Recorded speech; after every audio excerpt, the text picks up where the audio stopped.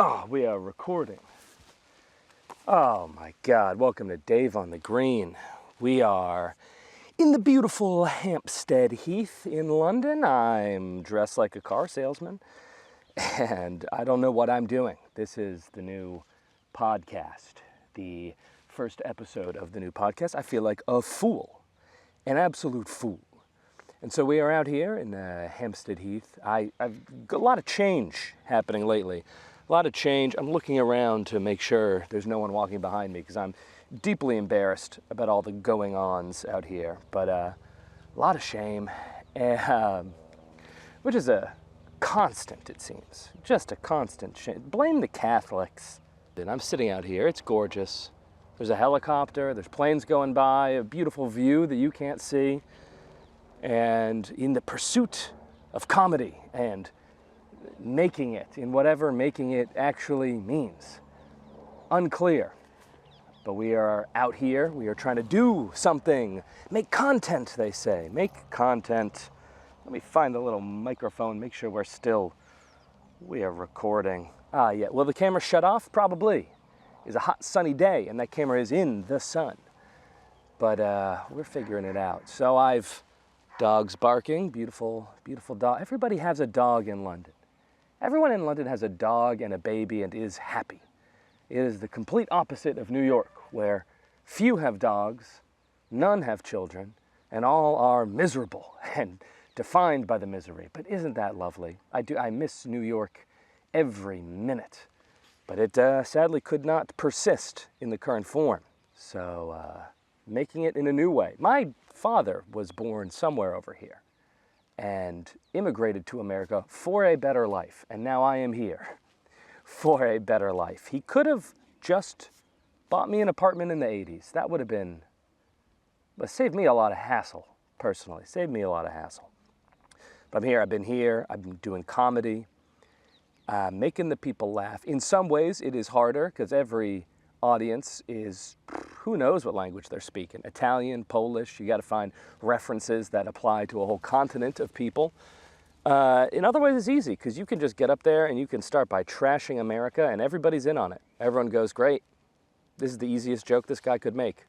And they come right in and you have a good time.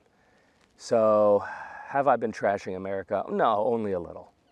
Only a little to buy some likability from the audience. I'm cashing in the cheap chips up top before I do the art.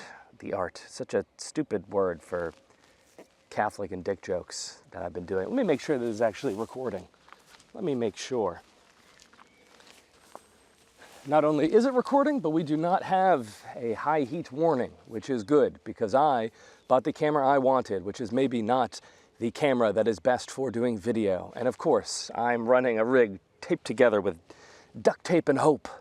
Duct tape and hope and a dream that falters every day. But anyway, you can't let the world get you down because the world will get you down. I should be speaking specifics, not just going on about platitudes. But I'm here, I have my suit coat on because I am a presenter. That's what I've decided. Obviously a great presenter who will make it in whatever that means. But yes, it's the land of babies and dogs, and everything here is quite nice. And I think that's the most frustrating part about it, because you go to New York to chase your dreams and it's grimy and the subway's loud and kind of shitty. And I saw a homeless man taking a big fat dump there once, and I got on at West 4th once and there's just a guy pissing down the steps. And you're like, God, this is absolutely a nightmare. None of this is lovely at all, but then you go to a club, you go to do the thing that you came to New York for, or you meet up with friends and you have a good time out and you go, it was all worth it. And the nights, my God, the nights, the city being alive until 3 in the morning, it's very fun. And I know I came there late. I came there at a time when everyone was like, New York is dead. Well, I would have loved to see it while it was alive, but I was living a different life and you don't get to always hit things at the peak. So I've come to London, and it's frustrating because I didn't want to like London, but I do like London because it is very nice. The life here is good. The meeting up with friends and having a beer in the afternoon sun. Oh, and the summer sun setting at like 9:30 at night. I mean, it's really gorgeous. and green space everywhere. I mean, New York could only dream of what they've done with this city. It is green as hell. I am sitting in a big park, and it is lightly populated. Central Park is a mob scene of tourists and hot dog salesmen and all types of different stuff, which in its own way is a good, beautiful circus. But my God, if you are looking for a place to be alone, it is nigh impossible. I could not have this little tripod set up in Central Park. And then we only have, you have Central Park, you have Prospect Park, and then you have a bunch of parks further out that you have to travel to. But this place is just littered with beautiful little parks all over. So then each one is lightly crowded. It's never packed in there. You're never fighting the guy playing Beatles songs at some fountain for a place to sit. Oh, so I do love it. The comedy is weird, though. I will gripe about the comedy, because they have a class system in everything. There's a class system in everything in this country, from the actual class system that defines the upward mobility to the comedy scene. You come here without any connections, there's not open mics you can go do. You have to go do a bringer show. You have to bring a friend, which I have very few of here. You have to bring a friend and ingratiate yourself. And is there progression or upward mobility through that? Not really, because the bringers are really segregated from the people that are past the bringers, who are getting booked on real shows. And my God, the divide there between the life of a bringer comic and the life of someone getting booked, at least an open mic in New York is fun, or anywhere in North America. It's fun to go do. You try some stuff out, it bombs, you meet some other people, you have a few drinks, you have a good time. And at least through that, you might meet someone at that mic who is running their own show, who maybe takes a shine to you, gives you a shot, kid. You get some type of upward mobility from all the mixing, but the bringers here are like a stratified class of people who do not participate in the real shows yet, and have a tough prospect of getting in front of the right people. What you have to do is you have to do these gong shows, which gong shows are the worst concept I've ever heard in my goddamn life. A gong show is you go up in front of a packed audience. So far, so good. A packed audience of just the drunkest people you've ever seen. Just drunk international college students. You might say so far, so good. And then they elect 3 of the meanest people from the audience to hold a little placard or sometimes a dildo or a little bell or something. And at any point during your set, if they just don't like you, they hold it up, they ring it, they throw it at you, whatever. It's like the old vaudeville cane. They're pulling you off the stage. And I've done a few of them, and a few of them go fine, and you get through. You do your whole time, and you beat the gong, they say. But one of them, I went at just the drunkest audience I'd ever seen, and I said my opening premise, not even the punchline. I said the premise. And all 3 placards went up. They hated me from the get-go. They were done with me. And what do you even do with that? It's a public humiliation ritual that they put you through in the hopes that if you persevere, like getting hazed at Eton, getting hazed at some private prep school here, that, oh, maybe someday you'll be prime minister of the comedy world, whatever that may be. This one guy, I was doing a gong show, and this one guy, he got up and he was doing very well. 3 minutes in, he's doing very well. And then he starts his next bit and he goes, my girlfriend's Pakistani. And then all 3 cards went up. You go, my God, that was racist. But it was also very funny. I mean, from an audience point of view, it is very funny to have a comic who is otherwise crushing say his girlfriend is Pakistani and have the audience go, we've heard all we need to hear. Get this fella out of here. Get the cane. And they pulled him off. My God. So we're making our way in the wee little world here, trying to carve out a life from the dirt. I'm always so dramatic about everything. Oh my God, and I'm sick now. Oh, to be sick is a nightmare. Sick. It went down to the chest, which is the worst type of sick. We went to Istanbul. Here's the real beauty of living in Europe, is all these beautiful cities and crazy places are like maximum 4 hours away. So we took a flight to Istanbul for the long weekend, Memorial Day. That's how I celebrated the troops. I went to Istanbul. And you know, I usually would try to prep before going on a trip. Like if I'm going on a long trip, I try to read a book about the place or just read the Wikipedia page. I prepared nothing. It's the only thing I know about Istanbul are the videos online of the ice cream guys who they give you the cone and then they have the little metal stick and they're taking it away and they're giving it back and they're flipping it around and some frustrated tourist just wants their ice cream and it's this whole charade. And I assumed that everything in Istanbul would be some play like the ice cream thing. I thought it would be full of scams and scammers, but it was quite lovely. And it was quite relaxed. It was way more relaxed and less crowded than I anticipated it to be. A very hilly city, not unlike San Francisco.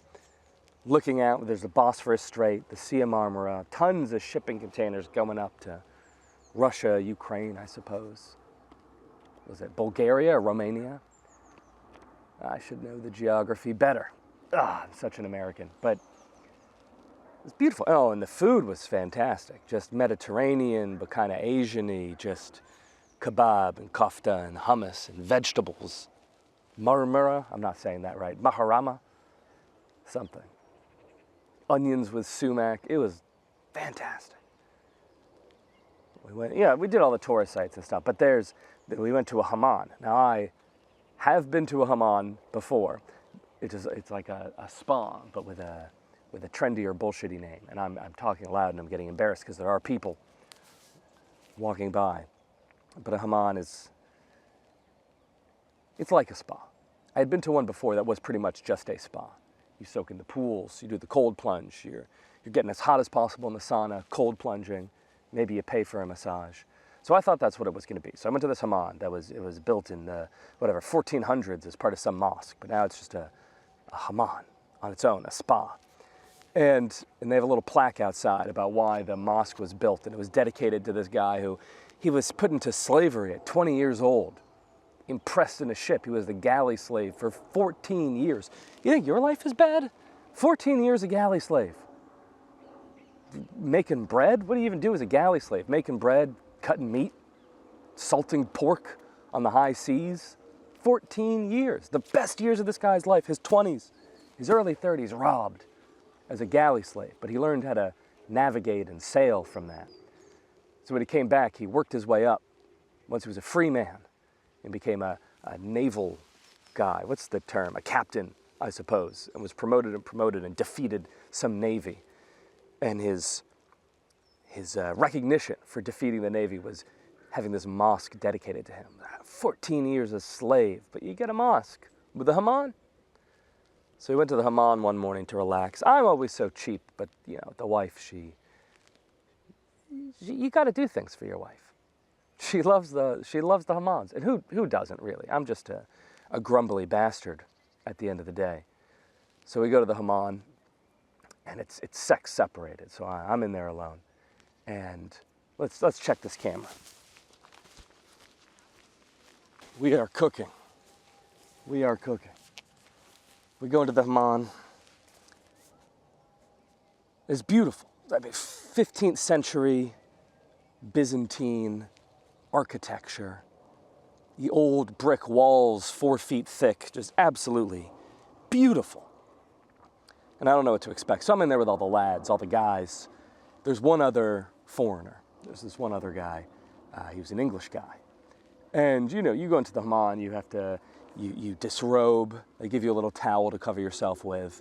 He wore a bathing suit, which I did not respect. You're in the Hamman, you're doing things the traditional way. You're wearing a bathing suit, you coward. You coward. So I'm in there, modesty towel around my flat butt, my little thighs.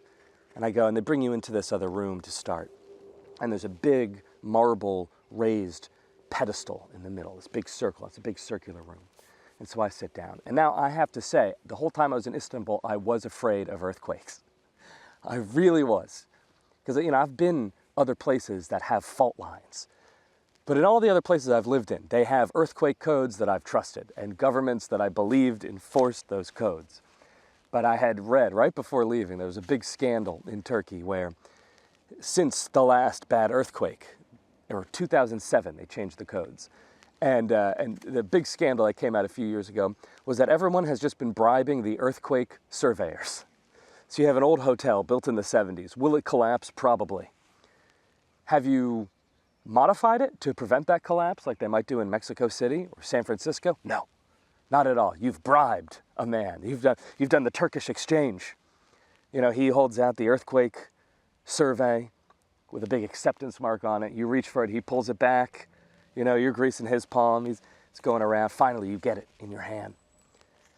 And it's all smoke and mirrors. It's all fake. And your building might collapse, but who cares?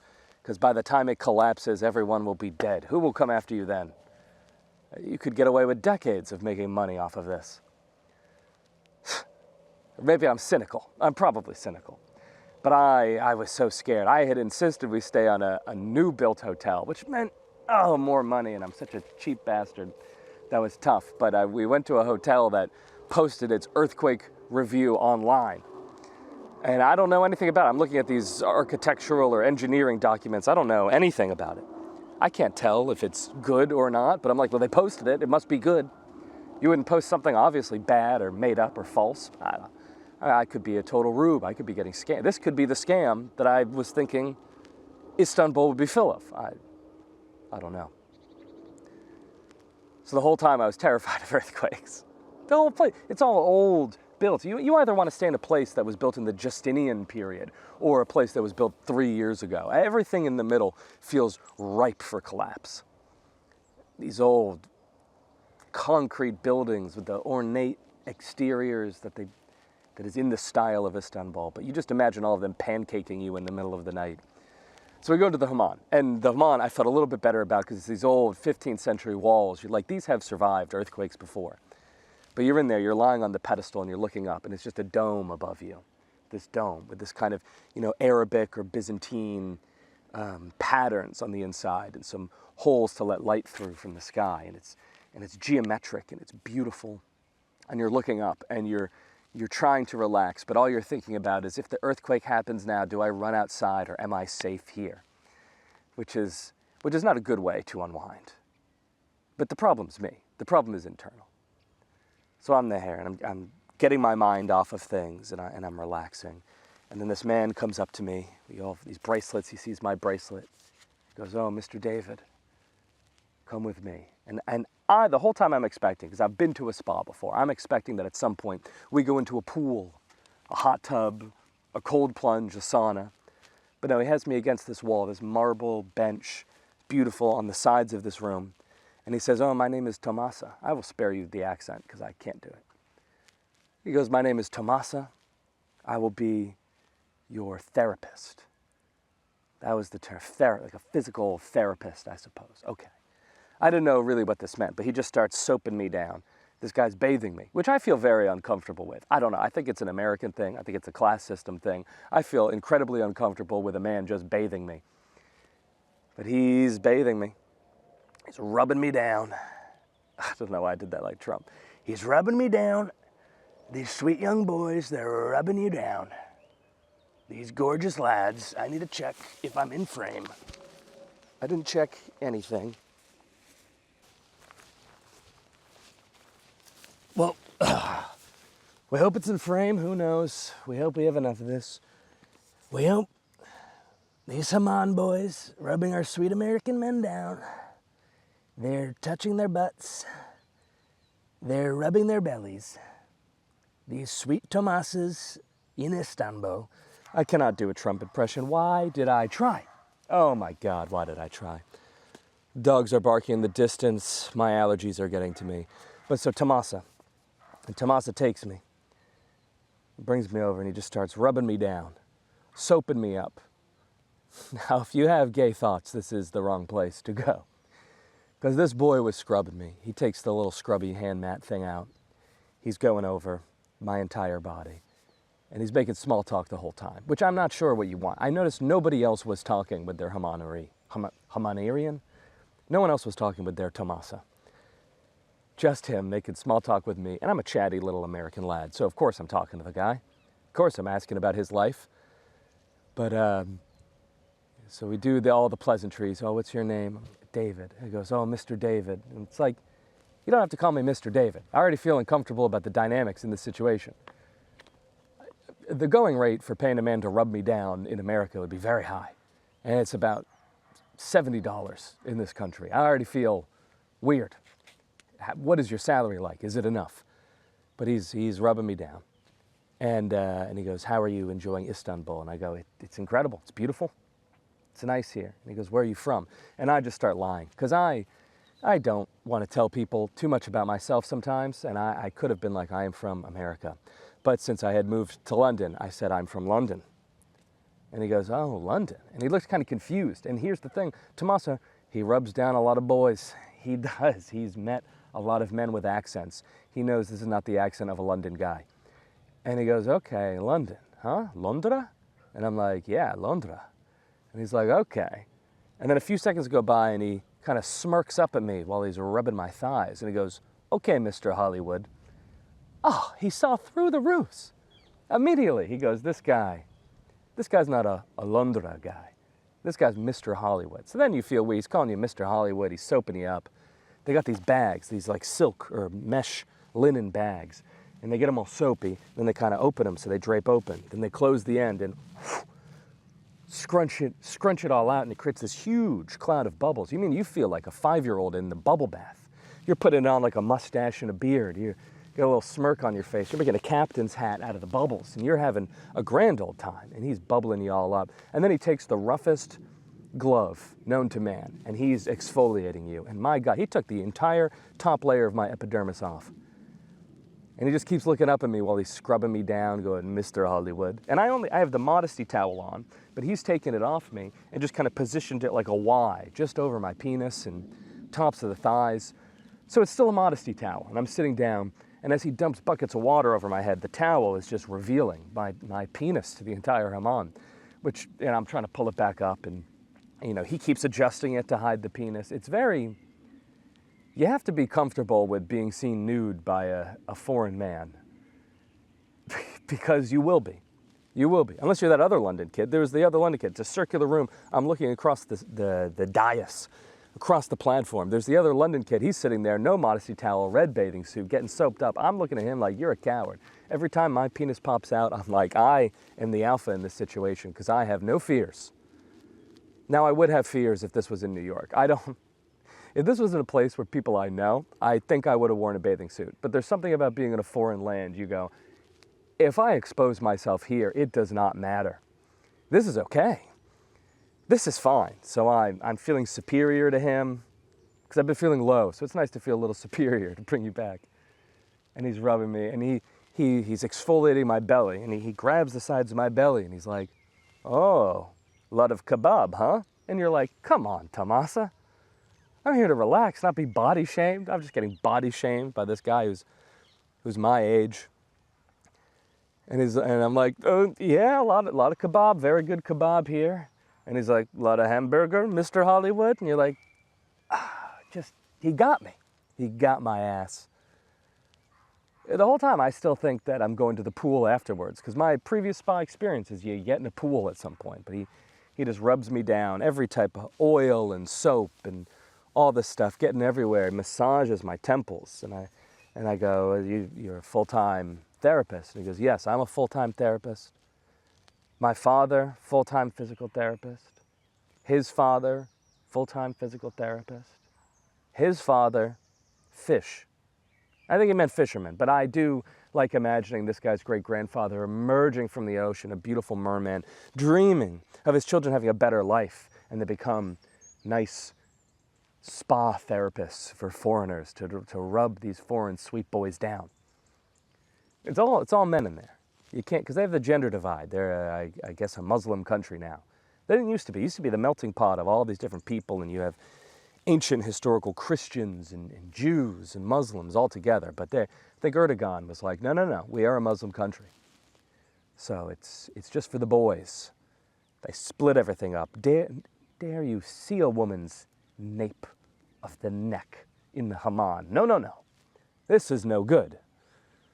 So, getting scrubbed down with the boys. And then I still think I'm going to the pool, but then they just start putting a towel around me, and they kind of tie the top of the towel up like a little turban. I'm getting out there, and I have some tea in this kind of relaxation pillow zone. I'm having some tea, and I look like Lawrence of Arabia, and it's very fun. And then there's no spa, then it's just over. And you go, I did not know that that's what this was. Would I have paid just knowing a Hamman would exfoliate every inch of my body? I guess maybe, for the experience. I was really looking forward to a cold plunge. My God, I've been influenced by the online media about cold plunging. So that's the Hamman. Just a lovely, lovely place. Sweet Tomasa, I hope you're doing well out there. This was Mr. Hollywood speaking to you. God, what do my notes say? I can't even read my own writing. That's the thing. But yeah, exposed myself, relaxed, forgot about the earthquakes for a second. That's one of those things where like because I'd love to go back to Istanbul, but I'm so scared of the earthquakes. When you're not there, you're like, just get it over with. It's gonna happen soon. It's gonna happen 5, 10 years. They're gonna have that quake. Let it happen so I can go back in peace. That's such a selfish opinion because many will die. It's a horrible thing. I hope it never happens. But if it has to happen, let it happen when I am not there, and then let me be a tourist in your lovely land. Oh, it's such a selfish, ugly thought. My God. I did have when we get the flight back, I did think that the second we take off, we'd look out the window and see the ground shaking beneath us. And I was like, oh, that'd be so cool. My wife was like, that would be a nightmare. And then, because then it's not just tourists on the plane, it's people who live there going away to be tourists elsewhere. And you'd be on this plane and people would just be screaming for their loved ones. Oh, what an ugly thought. But disaster is so intriguing sometimes to humanity. You want a life of peace, but you can't help but read the news. You can't help but read the news. Read all these disasters that are out there. Because it's a morbid fascination in some ways. So anyway, came back to London, been doing shows. Come see me in London. I think we will wrap this up. I don't know what this podcast will be. I just need to be doing something with my life. And I thought, why not have a solo pod? Why not tell tales from the life? Why not try to have some guests on? Maybe talk to them about travel and trying to be the best version of you. That's all I'm doing. I'm constantly focused on self-improvement and constantly failing in every regard. But my God, you got to try. The indomitable human spirit. Don't you just wake up and you want to keep trying? Keep going. It's such a nightmare to be you. To be me, perhaps. Maybe you. Maybe you're crushing it. Maybe you love everything that's happening. But hey, that's life, baby. So I think we'll keep doing this. And maybe I'll have a big mental breakdown and you can all watch while I lose my sanity, lose my mind. That might be fun. That might be good content for the gram. We might have a good time here. So that's what I wanted to say. You can see me in London. This will be too late by the time it comes out. Tonight at Comedy Cabin. Tomorrow at 9 Ludgate Square. God, I should know the name of that. 9 Ludgate Square. Tuesday, June 2nd. Wednesday at Backstreet Comedy in Hammersmith. Thursday at Hackney Wick. Friday at Finsbury Park at the T-Bird.